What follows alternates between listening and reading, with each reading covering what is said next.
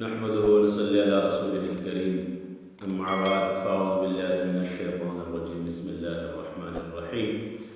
رمضان المبارک کے مبارک روزے اختتام پذیر ہوئے۔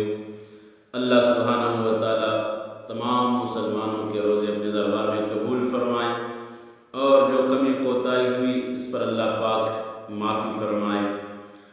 اب رمضان المبارک کے بعد شوال کے 6 روزے، ان کا اجر، ان کی فضیلت، تو حضرت ابو ایوب انصاری رضی اللہ تعالیٰ عنہ سے روایت ہے، مسلم شریف کی روایت ہے۔ آپ علیہ السلام نے ارشاد فرمایا، جو آدمی رمضان المبارک کے روزے رکھے پھر اس کے بعد شوال کے 6 روزے رکھے تو یہ ہمیشہ یعنی پورے سال روزے رکھنے کی طرح ہے۔